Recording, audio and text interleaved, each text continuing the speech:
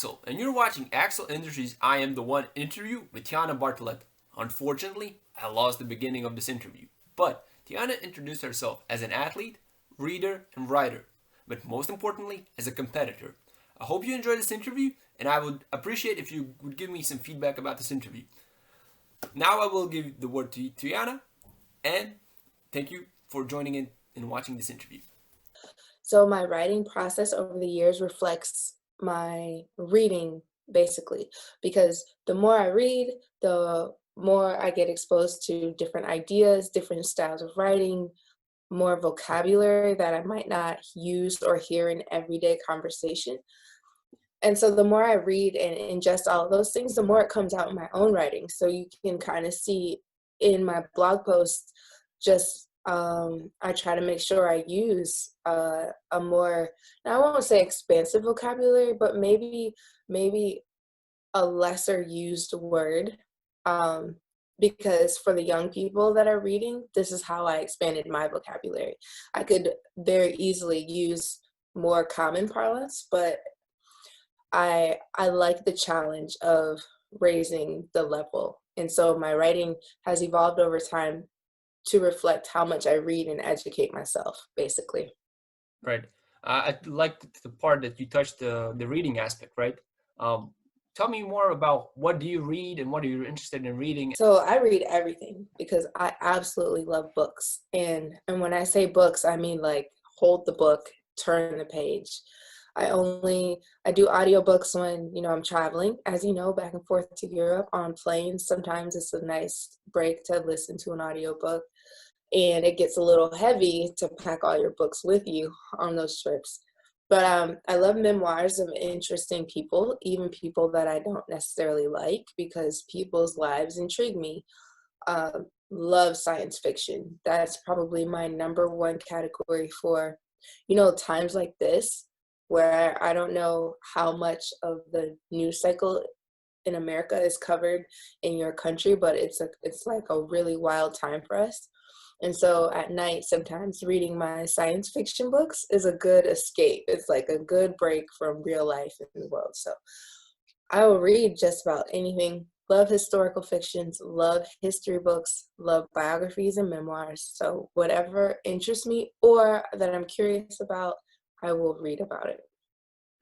I also want to talk about about regarding reading. Do you read science fiction and because you study biomedicine, right? And then Mhm. uh, are you reading science fiction in this kind of a way of just seeing how realistic like unreal things could get and seeing like maybe vice versa science maybe could catch up to science fiction to that degree? Are you reading with that type of excitement, and then maybe you watch movies like that as well? I probably watch movies more like that than I read books like that. I'm definitely reading science fiction as entertainment and not comparing it to real life. I do often read and wonder like, oh man, why can't we have this in real life? Not I'm never like, oh my God, that's not accurate. That's like not correct. I don't do that. I really just enjoy the escapism of it all, and it not being realistic is part of the fun for me. What would you suggest as a good reading for just someone that if someone is lazy but they do not read right now but they want to read, and what would be a something that you would suggest that would be easy to start in reading? Because like it's like training, you cannot start running Hmm. marathons, you cannot start by bolting the sprints, you got to ease up into the craft. What would you Yeah, say to start I with? would definitely recommend choosing shorter books at first. Like start with The Alchemist, which you can read in a day, which is a very thought-provoking book, I think. And for people who don't like to read, I think there's parts of that book and that story that they would still be able to take away. And I think in a book like The Alchemist, because it kind of grows on you and kind of sits with you, and you're like, I wonder what that meant. And a couple days later, you're still kind of chewing on it. I think that promotes a love of reading, or at least exploring new topics, right? And so if you're super, super lazy, just get the audiobook, which counts. I mean, just listen to the book. as you do something else or nothing else, and start with that. But I think the love of books and the love of reading is about exposing yourself to new ideas, right? So whether that's you actually pick up a book and you are able to focus long enough to like stare at it for a couple hours while you read, or listen to it, the objective is the same, in my opinion. I mean, there's people who disagree with me, but in my opinion, that's a really good start. I want to have a smooth transition into this, right? What was your introduction to then track and field? What was your first steps? Do you remember your first workout perhaps? Or maybe since you did track and field, right? There was a point, actually, no, there was a point that you had to like choose between different sports, but like, can you tell that story? What was your first introduction and when did you shift it just to track and field? Yeah. Okay. So my first introduction, I was 12 years old. That puts me in middle school in the US, which is your seventh year. And I only did it because my mom wouldn't let me be on the wrestling team. And I really wanted to be on the wrestling team because my dad was a wrestler and he was a wrestling coach. And it just seemed quite normal that I could go hang out with my dad and wrestle. But my mom said no. She was like, you cannot be on the wrestling team. And so I ended up, going out for track practice. And this is a time when anybody who said they wanted to run track was allowed to be on the team. So there was nothing really required. And I remember the first day standing in the school parking lot because we didn't have a track at all. We are all standing in a single file line as the coach explained what track was in the first place, because none of us had ever really heard of it. But at that time, we were kind of watching the Olympics, but I only cared about gymnastics. Like that's what I watched. I didn't even watch track and field so much and didn't really care because gymnastics was way more fun and exciting and pretty to me. So anyway, we're out there and they explained what the running events are, what the field events are, and I chose the long jump because I didn't want to run at all. I didn't want to do anything. I didn't want to jog. I didn't want to sprint. But the long jump looked fun because you only had to run a little bit and then you could jump into sand. Like, obviously, that's the most fun event. And so that's all the thought that went into choosing the long jump. Fast forward a couple years, and it's my junior year in high school, early in my junior year. And my dad tells me that I have to go away for university, but that he and my mother aren't going to pay for it. So I need to earn a scholarship. And before he left, I said, if I earn a scholarship, then you and mom need to buy me a car because that's way cheaper than paying for university for 4 years. So if I pull this off, you got to buy me a car. We shook on it, and that is when I narrowed down my events. So, I mean, my sport, because I was playing volleyball, I was playing basketball, and I was doing track. But volleyball, I was not very good because my serve wouldn't go over the net all the time, and I didn't know how to overhand serve. So I was never on varsity team, and you need to be on varsity for universities to look at you and pick you up and want to recruit you. Basketball, I was really fast, but I had no ball handling skills, so I would outrun the dribble, and I'd lose the ball, and then I have to run back and get the ball, and then by that time, all the defense is back, and I just ruined the moment over and over. So track and field was my best event, and that's how I narrowed it down. But I didn't do that until my junior year in high school. So second to last year in high school is when I focused on track and field. Well, when you started track, was there a point where you decided perhaps to just leave the sport early on and just maybe I have still time to switch up? Or maybe there was a point where you felt like, no, I like this part of track that I want to keep doing this. Yeah, I think after my second year, so I already run in the seventh grade, and now it's the eighth grade, and we had city championships. And I'm from a small town, so this is literally like just three schools competing against each other in the city. And I remember winning that and being, donned the best in the city, like the fastest in the city and the best jumper. And I liked the idea that I could train and work out and then go put that skill to the test in a competition and then come out of it as like the best in the city. Now, that's an addictive feeling. And I had the same feeling then as I did, as Olympic champion, because it's the same thing, just a different stage. It's like all the work you did, all the training, all the little competitions and all the losses you take, you get to put all that skill and everything you learn to the test and try to come out on top. And it's just the best thing. I think track is like the one sport that gave me that feeling, because it's not a team for the most part. It's just you in your lane or you on the runway. That's what I loved about it. Right. I want to ask you about the feeling of winning, right? Because you do sprints. You won in Mm-hmm. sprints. You won in long jump. Those are different types of feelings, right? Because Mm-hmm. right, in running, you like literally feel in that event, in that race, right that at that moment that you left those girls behind you, right? That's Mm-hmm. how it happens, right? It kind of in the long jump, there's a waiting game, right? Oh There's yeah. a couple other girls are still jumping. You still have some jumps. You still are competing. It's like a little bit of waiting game. Can you describe the winning feeling in both of those events? That is a great question. I love this question because the short sprints is like so aggressive and so like violent, almost what you need to just even get out of the blocks. And so to win, and you usually know, unless it's really close and you have to wait for it to come up on the board, but it's almost immediate, like that sense of relief and validation and celebration happens almost right away.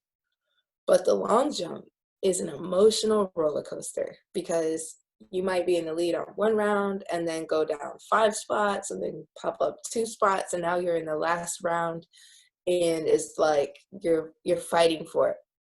With that said, long jump wins, especially when there's been a fight for all 6 rounds, are so satisfying, because it's like the ultimate, I'm mentally tough. I stayed in it for 6 rounds. I'm the fastest. I'm the strongest. I was able to pull it off.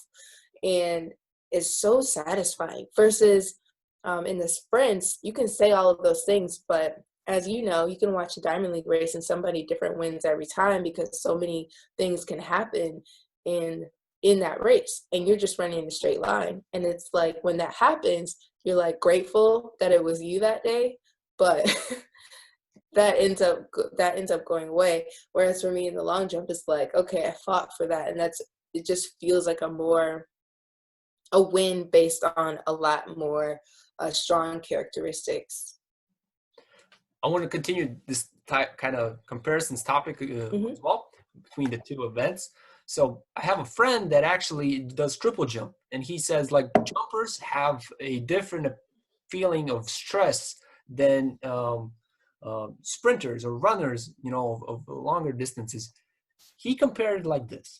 So he said there's one big stress in the sprints or runs, but then there are 6 separate stress that you go through, which is actually, he says, tougher, because it's like, going the same thing 6 times.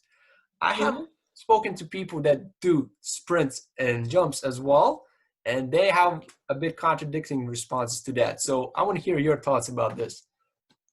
I agree with your friend, the triple jumper.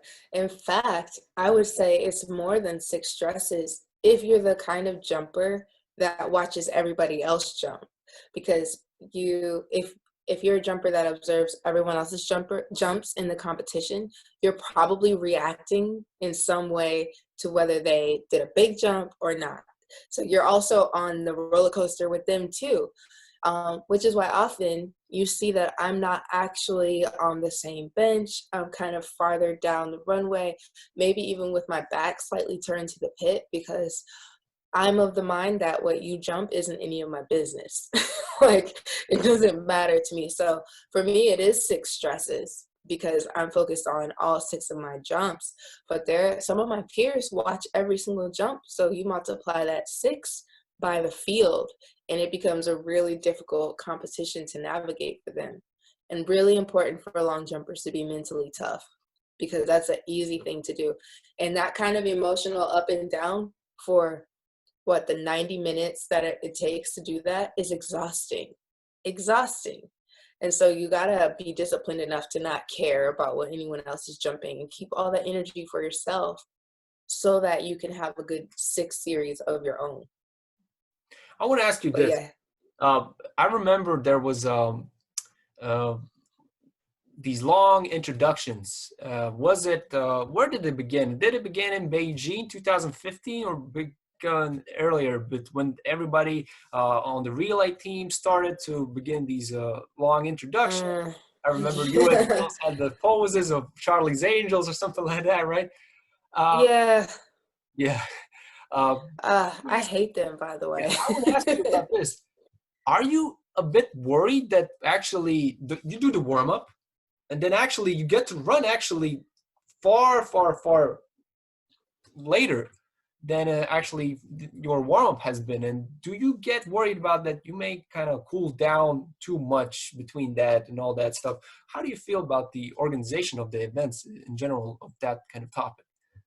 I think as long as you know in advance what the timetable is, you can work around it. So, for example, my competition warm up is set up in a way where I can actually have up to 45 minutes rest before competing and will still be ready to go. So that's built into my warm up. I don't worry about it. But it does annoy me, the long introductions, because it forces me, who has to kind of get in a zone to compete, right? So I'm not just out there like, hey, hey, hey. I'm kind of like, okay, this is what I need to do. And this is where I'm at. And then you've got the people saying, okay, walk out to the X and then strike a pose, wave at the crowd, and then you can go back and be in competition mode. I just find it very disrespectful is too strong of a word, but it's like very dismissive of the approach that we have to competition, in favor of entertaining everyone else. I don't know what the middle ground would be. I understand that fans should be entertained, but it is so annoying to me to have to do that. All right. I want to go back a bit, right? I touched the year 2015, but let's go back to your first international competitions. Uh, can you kind of bring us back the emotional road, how it was for you to starting to compete in those international competitions? How were you approaching them, and what were your views? Because like probably they have changed since then. hmm My first international team was a junior team, and we went to Barbados. And I remember feeling so almost like I don't really belong here with these really good athletes. I remember feeling overwhelmed and kind of like at the whole experience, because I had been to Puerto Rico, but for the US, it's not really traveling Right. too far. But I had never been to Barbados or anywhere else. And so the whole experience of being on Team USA, traveling without my parents, not really knowing the coaches and still needing to get out on that long jump runway and execute, which I was not able to do, by the way. I did not do a good job. I was just too overwhelmed and nervous and all over the place. That was my very first experience, which is funny because just 2 years later, I was world champion. So it didn't take me long to adjust. And this is what I love about my story, because I didn't start off as like some mega superstar, right? I just kind of worked my way, grinding, took a bunch of losses, learned from them, and kept bouncing back. And so the following year, 2004, I was a freshman in university and had jumped a PR in the summer, and my coaches didn't allow me to go with Team USA's junior team to Italy, where we would have had Junior Worlds, and that would have been my first Junior Worlds, and that would have been a great experience. But my coaches said, you know what? No, you're going to go to the Olympic trials. And so I went to the Olympic trials where I was completely out of my league. Complete with, I mean, this was when Marion Jones was competing in the long jump. And so, and so I had to keep it together, and I made that final. But what I learned about myself through that whole process was exactly what I needed to then come back just a year later and win world championships in Helsinki. And so in the beginning, there was a lot of, oh my gosh, how is this my life? Which evolved to, no, I belong here, and I'm going to show people why I belong here. I want to ask you about one thing that you said you felt like you didn't belong there. But Mm-hmm. hearing you that you're a competitor, that's how you introduce yourself as a competitor. Wasn't there actually a contradiction of that? Because why wouldn't you belong there? Because you compete and you want to be one of the best. And I remember Kobe Bryant said in one of his movies, in his Muse movie, he said, when you have a dream or goal of something and you finally get there, it shouldn't feel like a surprise or something out of Mm-hmm. character because Mm-hmm. you had that thought in your head the whole time. So I want to actually dig deeper and understand, why did you felt like you didn't belong? Yeah, I felt that way because I was from a small town. Um, my first track coach was the history teacher who didn't know anything about track. And then my dad kind of took over because he knew how to ask the right questions of the right people. And I didn't have a track club. It was just me by myself. And so when I would show up to these meets, it was just me and my parents. And I was in a uniform that picked up 2 pieces from a sporting goods store before the meet, And so I felt very out of place. But once we got to the starting line, I didn't think that about myself. It was like, I'm here to win. So even though I very much felt like my path to that place was not traditional or not like the other people I was competing against, I was still ready to like kick ass and take names. It just, I always looked around and thought like, it's just me out here, where I was competing with girls that had entire track clubs and like fan sections cheering for them, and it was just me. So that's how I grew up in the sport, and I occasionally feel that way even now as a professional. You touched the subject of, like at the starting line, you were calm in a way, right? You just Hmm. felt like that. So um, I feel like the sense of calmness in many aspects, whether it would be arts, performing when you are a singer or a dancer, Yeah. whatever the case may be, an athlete, right? Or maybe you're someone that works on some like technical stuff as an engineer or something like that. And when there's a bigger project, there's more stress, supposedly bigger stress. Would you say that you got that calmness from the experience, or where did you got the calmness? Where did it came Hmm. from? Did it came with the confidence of being, repetitive and consistent in your workouts, or how did you obtain the calmness? Yeah. The calm comes from being confident in your preparation and being confident in your ability to showcase your preparation. So, to give you a real life example, and when I was in high school running for my state championships, I never really knew if I was gonna punk out or not. Like it was always a question, like because I was nervous, and the nerves, I allowed nerves to determine which athlete I showed up as. Am I going to be like so scared because of the competition that I don't do anything I'm supposed to do? Or am I going to channel that energy and just blast out of the blocks? The fact that I didn't know the answer to that before I got in the blocks is an exhausting dance that no one should have to do. After learning that lesson, because I lost that day and I hated that feeling, I began to go to the starting line knowing I was scared, knowing I was nervous, but knowing it didn't matter at all because I was 100% going to do everything in my power to execute my race the way I was supposed to. When you know that's just the way it's going to go down, there's nothing to think about, there's nothing to worry about. You're literally calm.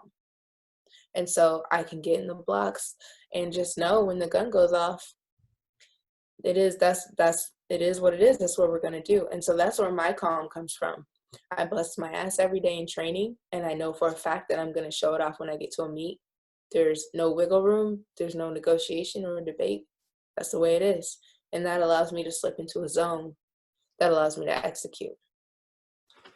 Track is a sport where you measure stuff. And I want to ask you this.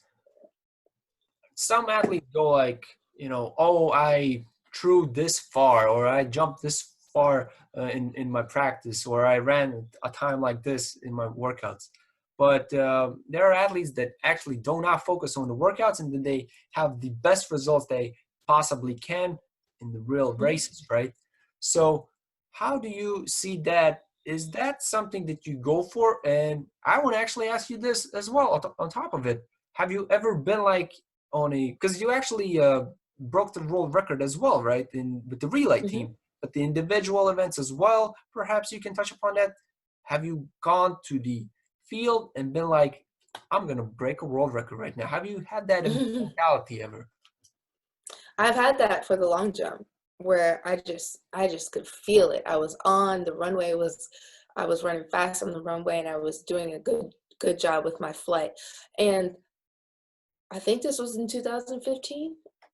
I fouled what the announcers called a 25-foot jump by 2 centimeters. So I have felt that before. I haven't been able to duplicate it yet, but I've definitely felt that.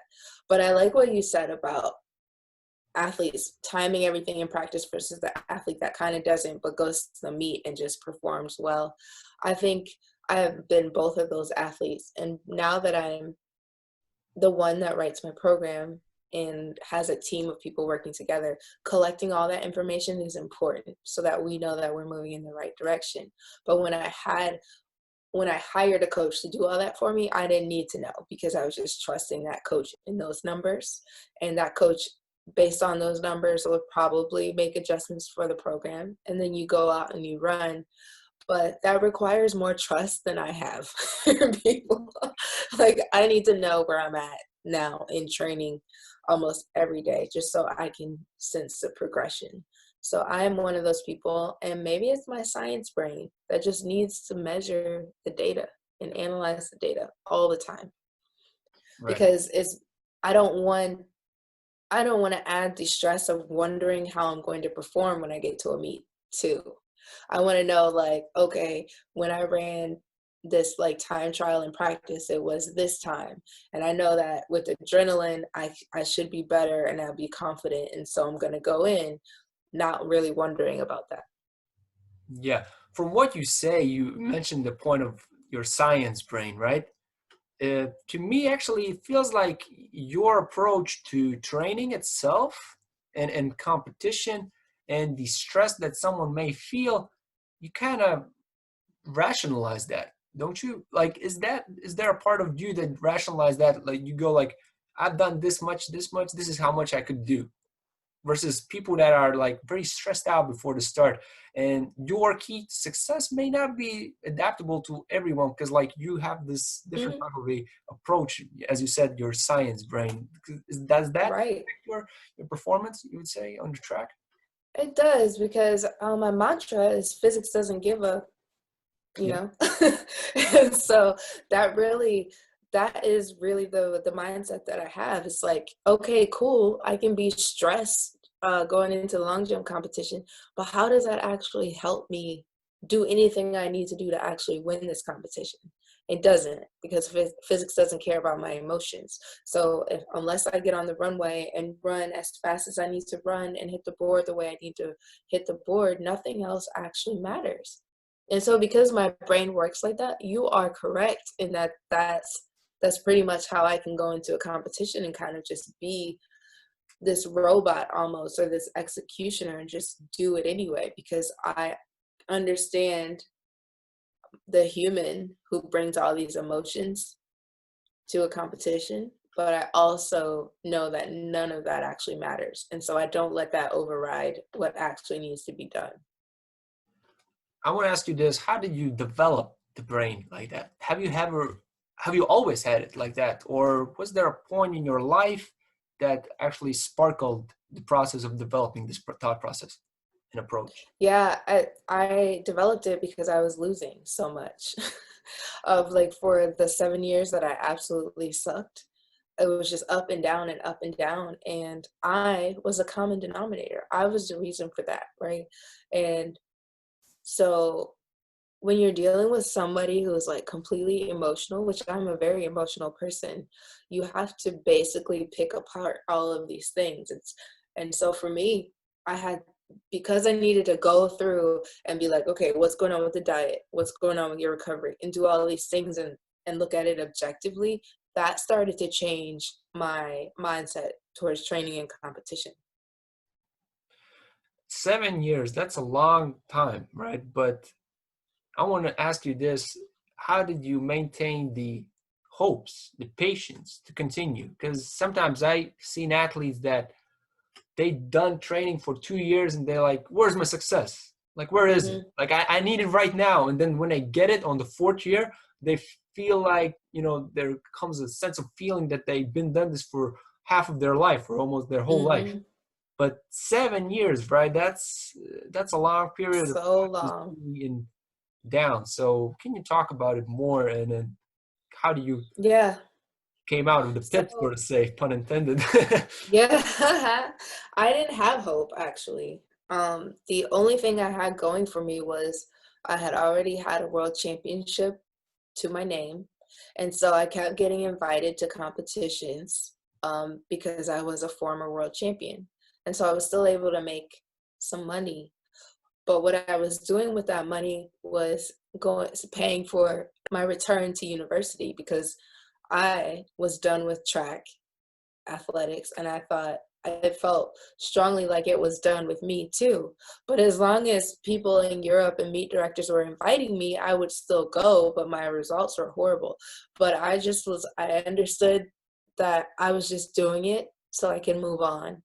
And so to answer your question, I didn't have any hope for track and field, but I did have a purpose for still going to the meets and still going to practice. And this, I think, is a really important part, especially for athletes who are getting discouraged because they had a bad season or two or whatever. The thing that can keep you going is just having a why, a reason for being out there. And my reason for being out there had nothing to do with track. And that's okay. That's enough. That was enough to keep me hanging on for 7 years, to have just this alternate plan or reason for being out there. And that's what kept me, honestly, because no, I had zero hope, zero faith. I did not imagine that after all that time, I would come back and win 3 Olympic golds. Like, that wasn't in the cards. Well, I think there's a sometimes people are having different type of approach. People have sometimes they believe in fate, and not in a religious sense, but like Hmm. there's fate already has been written somewhere on the paper, and then they just move along their lives and fulfill that. Sometimes people have religious beliefs on that they have to pray and good things will come to them. Sometimes people feel irrational, feel like that they are made to do something. Like I remember, I'm Hmm. quoting again Kobe Bryant, but he said like at 3 years old, he said he felt like he already was made to play basketball. You had those 7 years, and after those 7 years, do you feel like those 7 years was a testing ground and it proved, and that though after those 7 years, it proved that you are made to do this? Do you feel like that? I think so, because it's still, looking back on that time, it's like I still wonder, like, how did you not quit? like how did you pull that off? And I think I needed that 7 years, as painful and as difficult as that was, and how I struggled to like buy groceries and afford stuff. Um, it taught me a lot about myself, and all of that strength and determination and resilience that took, I still have, and it's exactly what I needed to get through this time now. What would you then, after all that, perhaps people say their academical achievements or maybe their Olympic titles or something like that, world championship titles, what would you say is your biggest achievement? Mhm. So far, my biggest achievement, I think, is what I've been able to do with sharing myself with the world since 2017. I think it was really important to step out and share blog posts and, really show people who I am and the journey, and to write that ebook for young athletes, and to just be honest, because pro athlete sounds like a glamorous life. It sounds like we would be traveling on private jets to Monaco for Diamond League meets, and it's not that. And I wish that I had more mentorship and guidance from people who are older than me in this sport. And I'm trying to just provide all that. And I think I'm most proud of that. So, like, sure, the medals are great. I have 9 of them now. But the impact I have on other humans feels much better and much more of an achievement. The opposite. What would you say is then the biggest loss for you? Mm, the biggest loss. I think uh, this is hard to answer, right? Because I'm of the mind that everything has to happen for a reason, like the Right. wins and the losses to get me to this point. But I'm gonna go ahead, and this will be a track answer, because I went to indoor world championships in Moscow, Russia in 2006, and lost, or I thought I lost, but the winner actually got banned for drug use from that competition. I didn't know about it for like 10 years after. But had I won that meet then, rightfully, it would have actually changed my life. And because that loss was the start of my 7-year slump. It was the start of me and my coach going our separate ways, and just my life basically going to shit. And so I think, as I call it, my biggest loss, because it was a really, really painful time of a lot of change. But at the same time, it had to happen, or I wouldn't be the type of person or athlete I am today. Are you satisfied right now with the position that you are right now? Do you have any regrets, or do you feel like, oh, I could have done this, or perhaps you feel that there's still more for you to come? I definitely feel like there's still more for me to come. I don't have any regrets because I haven't given up yet. And so, what I would like to see for myself is just a return to form. And I'm feeling really good, and I fought really hard to kind of get back to a place, both financially, physically, health wise, to put myself in that position. So I'm already actually quite proud of this part of the journey. Icing the icing would be to actually get back fully and to be on the big stage at least one more time. The big stage, right? The Olympics. Big I stage. have to ask this question to every Olympian that I interview. Tell me, how does it feel? Your first Olympics were 2012 London, is that correct? Hmm. Right. Yeah. So, how did that feel? How did the stadium felt like? I mean, how can you compare it to Rio as well? So, tell me about give me a picture, right? How did it felt to be an Olympian? Yeah, it felt like you were a part of something the whole world loved, which is unusual, right? That everybody in the world can get behind like the same thing. So it really felt like good to be plugged into something like that. And you could feel the power and energy of all the people, even from countries that aren't cheering for you specifically. You feel that camaraderie. You don't actually get to experience that anywhere else. And it was just amazing. It's almost like there's a low buzz because the energy is so good there. London was amazing because it was my first time, so I was enamored by everything. It was like my uniforms I was in love with, and like traveling to London was amazing. Like, I was amazed by everything. Scared to death for the 100. PR'd though, but got fourth. But when the relay happened and we won gold and we broke the world record, there was a sense of like, I can actually walk away from the sport now because I've achieved something at the highest level. And that was gold in a world record. So there was a lot of relief and validation there, especially coming off of 7 years. So like the Olympics broke my 7-year streak of losing and mediocrity.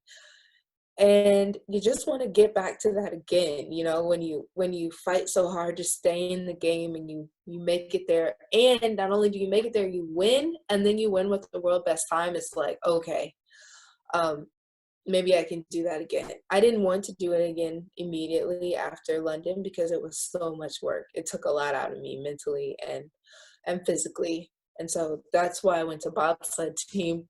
But when I recovered, because I gave myself space to do that, I was ready to go again. So Rio was less me being enamored by the atmosphere and more like, let's go. Time to get these gold medals. So that's the difference between the two. Right. Still about the competition a bit. There's a thing that you already hinted, the PR, right? I want to ask you this. Let's put a hypothetical scenario. You have a PR, but you finish last, versus you have like the worst result. I don't know. You jump like 590, something like that in your long jump, right? And you finish first. Imagine. I know it may be ridiculous to name those numbers and talk about winning. No, it's not. But which would you rather choose? You would rather choose the PR and the last place, or the first place with a bad result? Taking the PR all day, every day, because losing is inevitable. You're going to lose, but those PRs, they don't come often. Like, you don't step out every time in PR. So yeah, no, I'll take the PR in last place any day. All right. So talking still about the Olympics a bit, but now about the qualifying, I want to ask you this, because I've spoken to other athletes, but they are not from the States.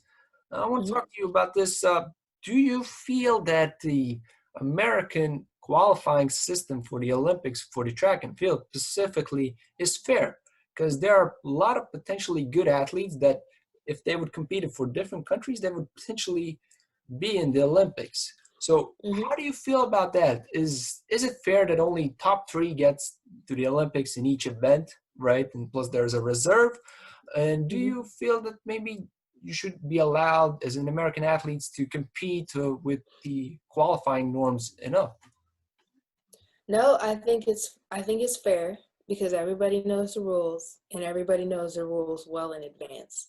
And if we're all going into it knowing that it's top 3 or nothing, I think it makes for a fair environment. Does that mean, though, that I might have to stay home if I have a bad day? Yes. But I understood that was the game we were playing, and those are the rules. So yeah, it's pretty fair, but it's very difficult, but it's definitely fair. All right. I actually thought that maybe you would give it a different response, but you're not biased, so to say. Yeah. All right. But regarding all that, is that actually teaches something new as well, to just, be super competitive at the smallest point, right? Even at your home soil. Counting back, not only, your ups and downs, your medals, your competition, your other work like reading, writing, what would you say throughout? What is your greatest teacher, or who is your greatest teacher? Every loss has taught me invaluable lessons. So every time that I've taken an L on the track, in the sprints or in the long jump, I have learned something. I tell people all the time, in 2016, I lost every competition and made no Diamond League finals, but I won the Olympics. Because by the time I got to the Olympic Games, which is almost at the end of the season, I had already learned a million different ways to lose and to mess it up. So by the time I got to the games, I knew exactly what not to do in order to win or be at my best. And so, yeah, my greatest teachers are always my losses or my worst practices or my horrible performances, because it's there where all the room for improvement is. It's like I'm not learning anything from perfection. Nobody can. And so, yeah, my greatest teachers are losses or bad days. Is there a competitor for you that brings out the best of you out of you? Do you have like your greatest rival, for example? Brittany Reese. It's like when I know she's in the competition, it's just any given round, it could be one jump that's just major. And especially because she has such a farther PR than me, I know that it's like it could be any round that she just flies on one. And so she forces me to stay in the game for each and every round and attempt. If I would give you an opportunity to go back in time, meet yourself, uh, perhaps tell yourself something, teach yourself something, or hang around for a while and just, make an impact to yourself in the past, to what point you would go back and what would you do? Hmm. I think I would go back to my first world championship title after winning it, uh, and say to myself, good job. And even though everything just changed, nothing has changed for you. So, what I mean by that is, I knew that winning was a big deal. I didn't know how drastically it would change everything about my life. And I wasn't ready for it. And I didn't have a lot of guidance. And it was a scary time. And I had to deal with anxiety attacks, actually. And so I would go back to that moment and just say, like, just try to stay steady and keep working. Because I didn't do either of those things. And it cost me a lot. All right. But do you feel like perhaps your life could have deviated too much from the path that you have taken right now, or would it be like way, way better right now? How do you Yeah, feel? no, it would be different, and I probably would have retired a while ago. So that's a time machine Is conundrum, that for right? the It's better like, then? Is that then for the better? You no, no. mm-mm. No, I need to be here now in the way that I am here now. And so that's what I was gonna say. Like the time machine, the time travel conundrum is that, like, sure, you wish you could go back and undo that one thing and fix that one thing, but it's gonna change everything moving forward. And as difficult as my life has been at times, I don't want any of that to change because I'm so good with me where I am right now. How do you combine the studies with sports? How you have managed that? How do I combine studies with sports? Yeah, studies with sports.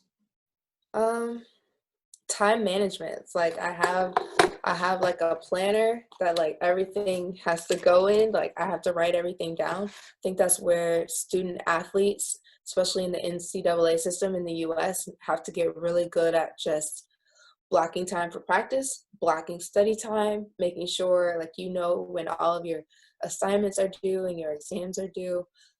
Really get good at mapping that out. Just like you have a calendar for the entire season of competitions, do the same for all of your studying, and that will really help you.